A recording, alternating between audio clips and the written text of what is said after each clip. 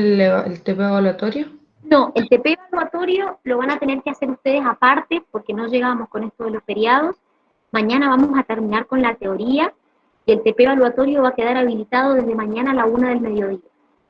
Para que ustedes lo hagan mañana a la tarde, el viernes, cuando tengan un tiempito. Lo van a tener que hacer ustedes y después vamos a hacer la corrección. De hecho, van a tener el video de la corrección, ya la hemos hecho y todo.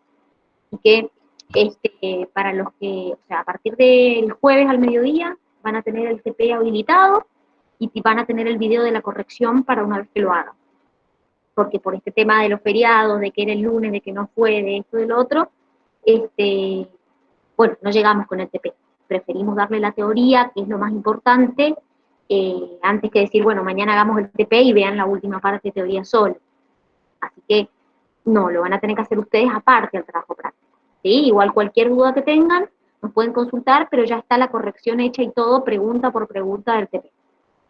Bien, vamos a continuar entonces con ecología. Nosotros la semana pasada estuvimos viendo un poquito el tema de las características de las poblaciones, vimos las comunidades, vimos las interacciones entre las distintas poblaciones que forman parte de una comunidad, y dentro de esas comunidades vamos a ver algunos efectos que causan las interacciones entre poblaciones. ¿Qué quiere decir esto? Cuando las poblaciones interactúan, no siempre es tan simple como, esto es un mutualismo, esto es una depredación, esto es, no sé, un comensalismo, sino que es un poquito más profundo de lo que parece cuando las especies interactúan. Lo primero que vamos a ver entre las interacciones entre poblaciones es lo que se llama el principio de exclusión competitiva. ¿Qué significa esto? Gauss, que era un biólogo, estudió el tema de los paramecios. Y él llegó a la conclusión de lo siguiente. Cuando dos especies están compitiendo por un mismo recurso, que obviamente es limitado, una de ellas es más eficiente que la otra para utilizar o controlar el recurso. Entonces, de alguna manera, termina eliminando a la otra cuando aparecen juntas. ¿Qué quiere decir esto? Fíjense, acá tenemos una gráfica que nos muestra a los dos paramecios. Esto se llama Paramecium aurelia, fíjense su crecimiento, y este es el Paramecium caudatum, fíjense su crecimiento. Claramente vemos que Paramecium aurelia crece mucho más rápido que el Paramecium caudatum. Entonces, ¿qué pasa? Y la lógica, cuando yo los junto a los dos en un mismo recipiente, ¿qué pasa? Como Paramecium aurelia crece más rápido, lo termina eliminando a Paramecium caudatum. Utiliza mejor el recurso porque tiene mejor crecimiento, crece más rápido. Fíjense que si yo comparo las dos gráficas cuando crecieron solos, cada uno en forma independiente, se notaba que Paramecium aurelia crecía mucho más rápido que Paramecium caudatum. Entonces, ¿qué pasa? Y lo que dijo él, es decir, lo comprueba. Cuando dos especies están compitiendo por el mismo recurso, una es más eficiente que la otra y la termina eliminando. Es lo que pasó acá. Paramecium aurelia termina eliminando a Paramecium caudatum. ¿Por qué? Y porque Paramecium aurelia creció más rápido y usó mejor el recurso. Pero, en toda regla, hay excepciones. Porque, ¿qué pasó? Cuando él quiso probar lo mismo con una planta que se llamaba Lemna, puntualmente se llama lenteja de agua, Lemna giva y Lemna polirrhiza, es una planta, no pasó lo mismo. ¿Qué le pasó? Él agarra en dos recipientes distintos y coloca en uno a Lemna polirrhiza y en otro a Lemna giva. Les repito, son dos tipos de lentejas de agua, de planta. Bueno, Lemna polirrhiza, miren su tasa de crecimiento, miren cómo es el crecimiento de una, y miren Lemna giva que crece un poco más lento. Entonces, ¿ustedes qué me dirían? Y Dani, claramente Lemna polirrhiza le va a ganar a Lemna giva. Bueno, miren lo que pasó cuando estuvieron juntas. ¿Quién le ganó a quién? Fíjense, ¿quién terminó eliminando a quién? Miren la gráfica. ¿Quién eliminó a quién acá? ¿Giva polirrhiza o polirrhiza? La que crece más lento. Exactamente, la que crecía más lento terminó eliminando a la otra. Y ustedes me van a decir, ¿cómo, Dani? Bueno, la realidad es que no siempre el que crece más rápido es el mejor competidor. Porque ¿qué pasó acá? Es verdad que Lemna polyrrhiza crece más rápido, eso no está en discusión. Pero Lemna jiva tiene, la planta, tiene como bolsas adentro, como bolsitas de aire que les permite flotar en la superficie del recipiente. Entonces, ¿qué hizo Lemna jiva? Flotó en la superficie del recipiente. Y como flotó, le tapó toda la luz a Lemna polyrrhiza. Entonces, ¿qué pasó? Lemna jiva, por más que crecía más lento, terminó eliminándola a Lemna polyrrhiza, porque le tapó toda la luz. Entonces se murió. Entonces, fíjense cómo la que tenía crecimiento más lento, que era Lemna jiva, la realidad es que al final terminó siendo la mejor competidora. Entonces, en conclusión, no siempre la especie que crece más rápido es el mejor competidor. No siempre es el que gana, diríamos. ¿Se entiende?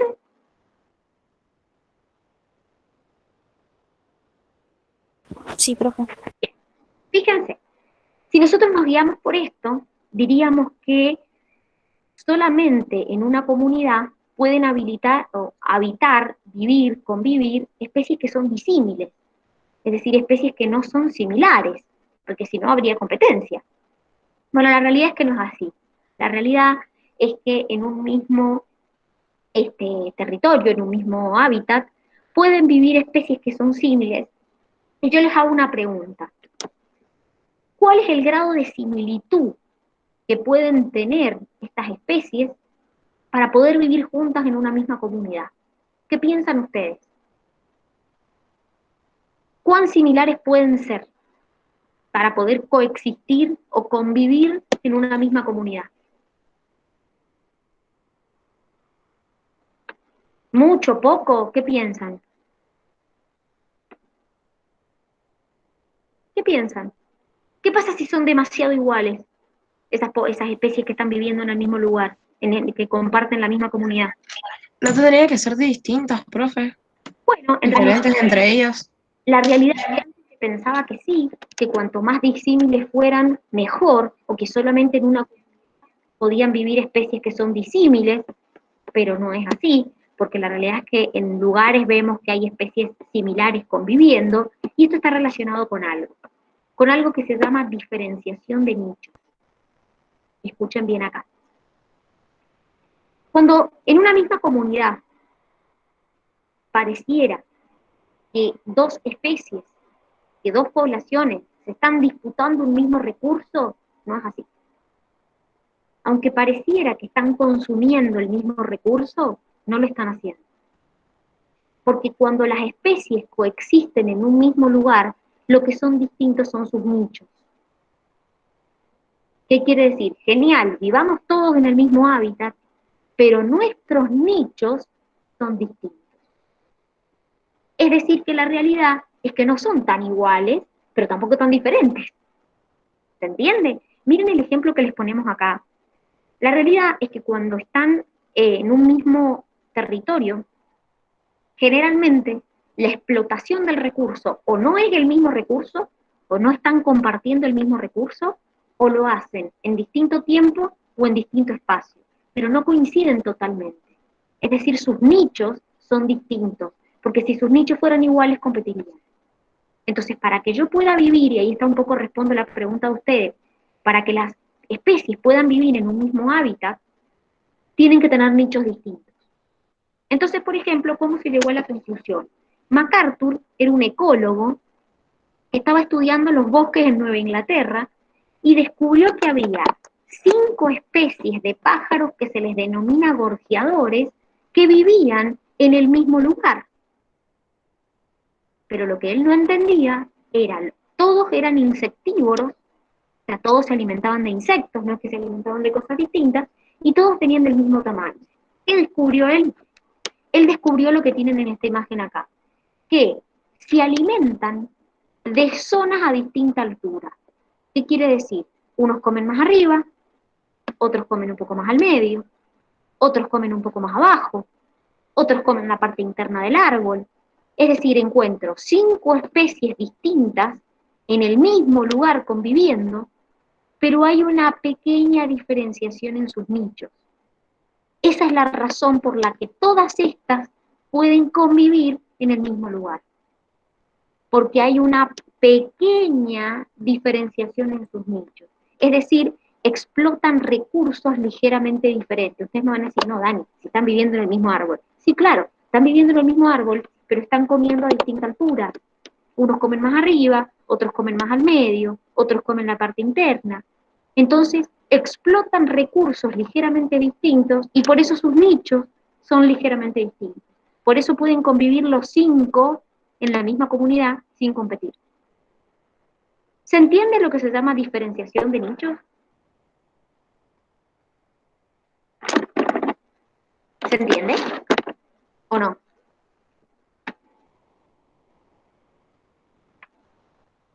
Chicos, Sí, profe. bien. Fíjense, cuando se empezaron a estudiar a los pájaros gorjeadores, que son los mismos que estábamos viendo recién, había como muchas explicaciones de por qué pasaba esto de que comían a distinta altura. Entonces, hubo una de las teorías, que fue como la que más se defendió, que es la que hoy en día se cree, básicamente, que es que estas 5 especies de gorjeadores distintas vienen compitiendo entre sí hace mucho tiempo.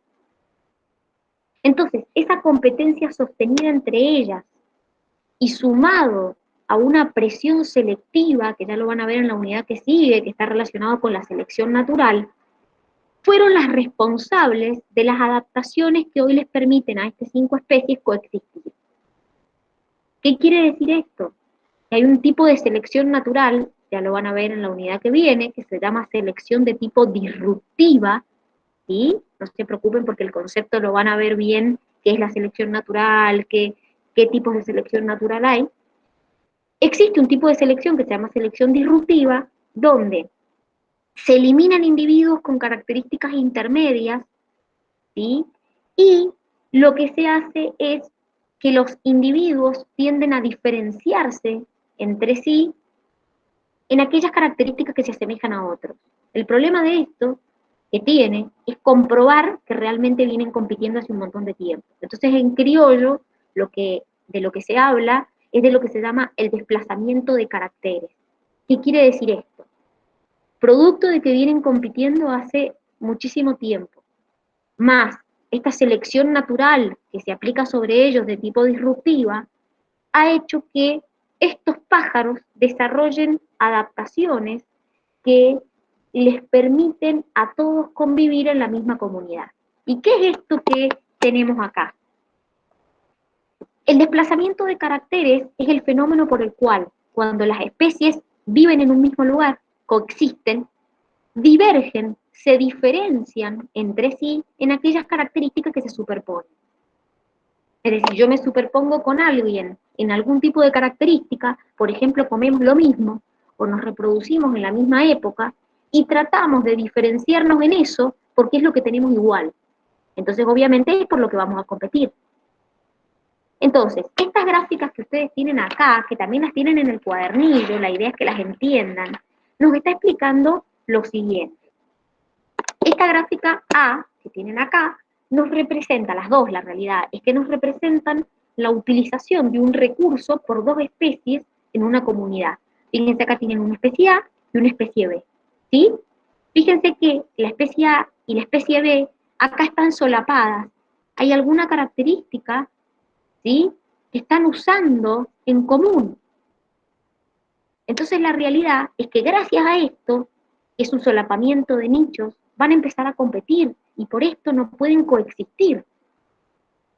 Entonces, ¿qué es lo que habla el desplazamiento de caracteres? Que en aquellas características donde se superponen, empiezan a diferenciarse. Entonces, fíjense, con el correr del tiempo, vemos lo que pasó. Miren lo que pasó. Parte de los individuos que tenían características intermedias se eliminaron. Y lo que se logró es que modificaran sus características en direcciones opuestas. Fíjense, la especie A y la especie B, que tenían todo esto en común, ahora fíjense que hay menor cantidad de individuos con esas características. Eso se llama desplazamiento de caracteres, básicamente. Es decir, en aquellas características en donde me parezco a otro, en donde soy igual a otro, aquellos individuos que tienen características intermedias se eliminan. Entonces empezamos a tratar de diferenciarnos entre sí, esas especies, para no tener que competir por eso que tenemos en común. ¿Se entiende? Chicos, ¿se entiende? Sí, profe. Bien. Sí. Ustedes estuvieron viendo antes el nicho ecológico. ¿Alguien se acuerda de lo que es el nicho ecológico? ¿Qué era el nicho ecológico? Los factores bióticos y abióticos. Con los que la población interactúa. Muy bien. Dentro del nicho ecológico, nosotros vamos a hablar de lo que se llama el nicho real y el nicho fundamental. ¿Qué significa esto? Nicho fundamental es los límites fisiológicos de un organismo. Básicamente, es el nicho que ocupa ese organismo cuando no interactúa con otras poblaciones. ¿Qué quiere decir esto? Esto es lo teórico, es lo que yo supongo que va a pasar. Yo digo, bueno, yo voy a agarrar esta población, cuando esté acá, se va a reproducir así, va a ocupar este territorio así, va a comer esto. Eso es lo teórico. Ahora, cuando esa población interactúe con otras, puede que no pase eso. Y eso es lo que se conoce como nicho real. Es la porción del nicho fundamental que verdaderamente fue ocupada por esa población de la que yo estoy hablando. Ahora se los voy a mostrar con un ejemplo de los percebes para que lo entiendan, pero la realidad es que el nicho fundamental es algo teórico, es lo que yo supongo teóricamente que debería pasar, pero no estoy teniendo en cuenta en el nicho fundamental qué pasa cuando interactúa con otras poblaciones, cuando interactúe con otros organismos, porque puede que cuando interactúe con otros organismos mi población pierda. Y entonces claramente el nicho real, que es lo que verdaderamente ocupa, no va a ser igual que el nicho fundamental. Porque en el nicho real yo realmente tengo en cuenta la porción que verdaderamente ocupó. Entonces fíjense, por ejemplo, yo acá digo, bueno, estos van a ser los nichos potenciales de mi población. Cuando yo voy al nicho real, fíjense que acá hay un solapamiento de nichos. Están coincidiendo. ¿Qué va a pasar cuando hay solapamiento de nichos? ¿Qué puede pasar? Competencia. Muy bien, competencia. Para entender, terminar de entender esto, vamos a hablar de los percebes, que son crustáceos. Estos chicos, hay 99,999% de que se los pregunten en el ingreso. Se los preguntan todos los años. Para el que alguna vez ha ido a rendir, sabe que no miente. ¿Sí? Esto se los preguntan siempre. ¿Qué es esto? Los percebes son crustáceos que tienen la particularidad siguiente. Cuando están en estado larval son móviles, pero cuando llegan al estado adulto son sésiles, se adhieren a las rocas y quedan ahí adheridos. Hay dos tipos de especies, que son Chatmalus y Semibalanus, ahí los ven a los dos. Chatmalus tiene un color blanco y Semibalanus adopta el color de la roca donde está. ¿Qué particularidad tiene esto? Y acá me voy a que me traten de concentrarse en lo que les voy a explicar. Chatmalus, si nosotros lo vemos, vive en la parte, Chatmalus vive en la parte alta, en lo que llamamos la parte alta de la costa. Entonces, ¿qué pasa?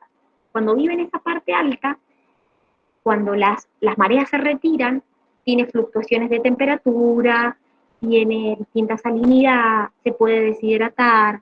Semibalanus vive en la parte baja, ¿sí?, de la costa.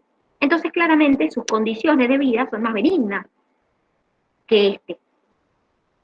Entonces, ¿qué es lo que ocurre? Acá lo que hemos comparado, fíjense, son los nichos fundamentales y reales de Chatmalus y Semibalanus. Semibalanus tiene flechas negras, para que lo vean, y Chatmalus, flechas rojas. ¿Qué ven acá con respecto al nicho real y al fundamental? ¿Qué ven de diferencia? Que en el Chatmalus es mucho más chico el real. Muy bien. Y en Semibalanus son prácticamente como el real y el fundamental. Iguales. Sí, perfecto. Esto tiene una explicación, esto tiene un porqué. Miren, les cuento. Esta parte es mucho más hostil, es mucho más duro vivir acá arriba que acá abajo. Entonces ustedes me dirían, ¿por qué no este que está acá, que es Chatmalus, por qué no baja y se queda acá? ¿Por qué? Porque Semibalanus, que es el que está acá abajo, es mejor competidor. Entonces, si Chatmalus quisiera bajar, perdería en la competencia. ¿Por qué? Porque Semibalanus es mejor competidor. Entonces lo saca. Y ustedes me dicen, bueno, ¿y por qué no Semibalanus sube y se queda con todo? Porque Semibalanus no tiene las adaptaciones fisiológicas para poder vivir en la parte superior, que es básicamente donde vive Chatmalus. Entonces, ¿qué podemos llegar, o qué es lo que ocurrió? Se hizo un experimento donde se eliminó, se sacó en forma experimental a Semibalanus de acá abajo. Entonces, ¿qué hizo Chatmalus? Y como no estaba Semibalanus, ahí sí pudo colonizar todo. Pero en cuanto esté Semibalanus presente, esto no pasaría porque Semibalanus es mejor competidor que Chatmalus. Entonces lo elimina, lo saca. Ahora, esta es la razón por la que este está condenado a vivir acá arriba, o su área está restringida acá arriba. Entonces ustedes me van a decir, bueno, Dani, pero yo veo los nichos que no me están mostrando lo mismo. Bueno, fíjense, si nosotros vemos acá, Semibalanus tiene un nicho fundamental mucho más estrecho que lo que es el de Chatmalus. Cuando tu nicho fundamental es mucho más acotado que el de otro y encima está incluido en el otro, tenés que ser mejor competidor, porque si no te morís. Entonces, este que es Semibalanus tiene que tener como su nicho fundamental es más pequeño y encima está incluido en el nicho de otro, o es mejor competidor o probablemente se termine extinguiendo. Por eso Semibalanus es mejor competidor. Y ustedes me van a decir, ¿y por qué este, que es básicamente que tiene un nicho fundamental tan amplio, puede sobrevivir si es tan mal competidor? Porque justamente, como su nicho fundamental es tan amplio, puede vivir en lugares a donde el otro no vive. ¿Qué es lo que pasa acá? Le permite vivir acá arriba, donde Semibalanus no puede vivir. Entonces, como él es peor competidor, no, en la competencia pierde, entonces le permite, como su nicho fundamental es más amplio, le permite vivir en este lugar que lamentablemente Semibalanus no llega. Por eso fíjense que el nicho real de Chatmalus es mucho más pequeño, porque la realidad es que por más que yo teóricamente dije, puede vivir en todo esto, no es lo que pasa. Porque cuando aparece Semibalanus, su nicho real se restringe solamente a este pedacito. ¿Se entiende el por qué? ¿Por qué su diferencia entre el nicho fundamental y el nicho real? ¿Por qué es tan acotado su nicho real? ¿Por qué si yo estipulé que su nicho fundamental era todo esto, la realidad es que solamente puede habitar acá? ¿Se entiende? ¿O no? Sí. Bien, perfecto. Sí. Bien, chicos, ¿qué es esto que tenemos acá? Esto está relacionado con la depredación y diversidad de especies. ¿Qué significa esto? Entre las interacciones que hay en la población, se descubrió que la depredación, que nosotros lo vimos en la clase pasada, es sumamente importante porque afecta el número y la cantidad de especies de una comunidad. ¿Qué quiere decir esto? Que la depredación no es mala como nosotros pensamos. De hecho, la depredación contribuye a mantener la diversidad de las especies. Por ejemplo, se eliminó en forma experimental una estrella de mar que se llama Pisaster, que era una estrella de mar que se alimentaba de percebes, mejillones y otros más. Cuando se le eliminó a Pisaster, dijimos, joya, estamos haciendo un bien. La cuestión es que no pasó eso, sino que cuando se eliminó experimentalmente la estrella de mar que se alimentaba de todos estos empezaron a competir y terminó ganando este. Los mejillones terminaron abundando. Entonces terminó eliminando a los otros competidores. ¿Qué quiere decir esto? Que esta estrella de mar, que era un depredador, mantenía a todos estos en un número tal, no los eliminaba, recuerden que el depredador raramente elimina a su presa, los mantenía en un número tal que todos podían vivir, ¿sí? Y no había tanta competencia entre ellos. Cuando yo eliminé a el depredador, no había nadie que los consumiera, los mejillones empezaron a aumentar y terminó eliminando a todos los otros. Entonces quiere decir que la depredación es beneficiosa, es decir, les cuento en el experimento, había 15 especies presas y cuando saqué al depredador solo quedaron 8 especies presas. Quiere decir que las otras 7 se eliminaron. Por lo tanto, se comprobó que la depredación lo que hace es contribuir con la diversidad de la comunidad. Y por eso, por ejemplo, a Pisaster se les denomina especie clave. ¿Qué significa especie clave? Es una especie que contribuye a mantener la diversidad de otras especies en una comunidad. Esto también pasa, por ejemplo, con los animales herbívoros que consumen distintos tipos de plantas y hace que ninguna pueda aumentar sobre la otra, sino que mantiene como todas las distintas plantas en un número bajo, pero no elimina ninguna. Entonces, las depredaciones contribuyen a mantener la diversidad de las especies en una comunidad. Raramente, como vimos en depredación, un depredador elimina por completo, extingue por completo sus presas. Vamos a hablar un poquito de la comunidad en el tiempo. ¿Qué significa esto? Vamos a hablar del concepto de disturbio y de catástrofe. ¿Qué significa esto? Las comunidades, si yo las miro, pareciera que siempre están en equilibrio, pero no es la realidad. La realidad es que si yo las miro en forma global parecen estables, pero si me acerco no son estables. ¿Por qué? Porque hay fenómenos que se llaman disturbios y catástrofes que modifican a mi comunidad. Un disturbio es un evento que interrumpe la estabilidad de la comunidad. Y lo que hacen los disturbios es mover la estabilidad de la comunidad, pero dentro de valores normales. ¿Qué puede ser un disturbio? Un árbol que se cae, los huracanes en la zona del Caribe, los incendios en el Palmar de Colón.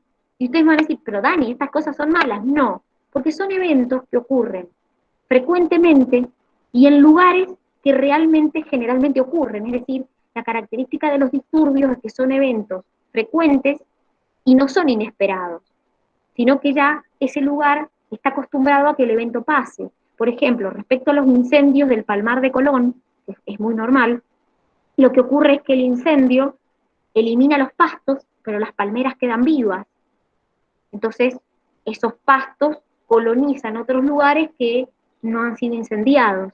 Entonces, si bien se pierde un poco la estabilidad de la comunidad, al poco tiempo se recupera. Porque, repito, son eventos frecuentes y esperados. Ahora, ¿qué es una catástrofe? Todo lo contrario. Son episódicos, son de baja frecuencia, son inesperados, y estos sí no me favorecen a la evolución de la comunidad. Puede ser drástico una catástrofe, puede cambiarme la comunidad por completo, me puede extinguir una población por completo. ¿Qué puede ser una catástrofe? Una erupción volcánica, un incendio muy grande, un terremoto, es decir, cosas que son inesperadas y de baja frecuencia, y que ocurren en lugares que normalmente no deberían ocurrir. Por ejemplo, un huracán en el Caribe es normal, pasa frecuentemente. Ahora, un huracán en otra zona no es normal, es una catástrofe.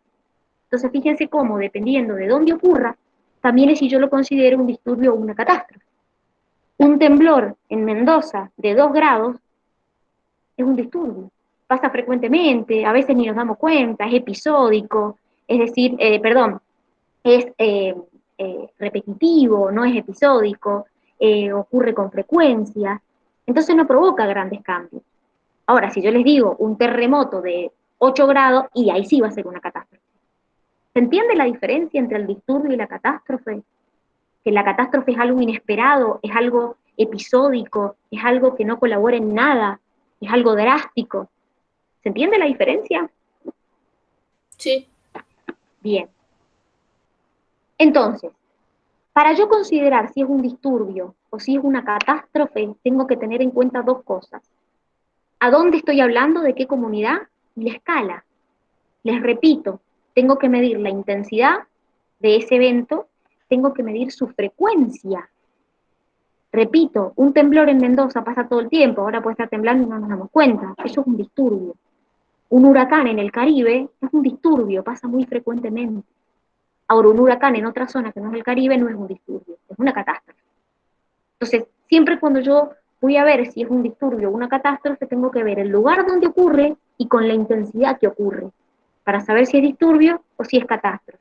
Y una manera de medirlo es con la pérdida de biomasa. ¿Qué es la biomasa? Es el peso seco total de todos los organismos presentes, vivos, en un momento dado. ¿Qué quiere decir?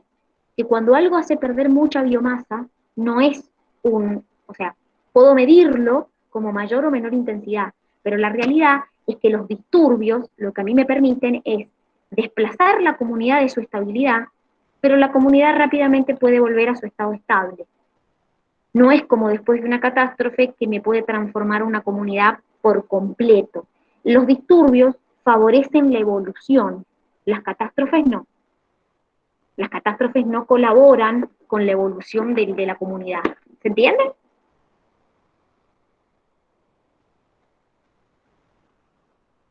¿Sí o no? Bien. Bueno, muchachos, hemos llegado hasta acá con la teoría. Mañana vamos a seguir con ecología y vamos a terminar la unidad. Cualquier duda que quede respecto a lo que hemos visto hoy, mañana me pueden consultar apenas empecemos y mañana vamos a terminar con esta unidad de ecología. ¿Sí? Bueno, profe.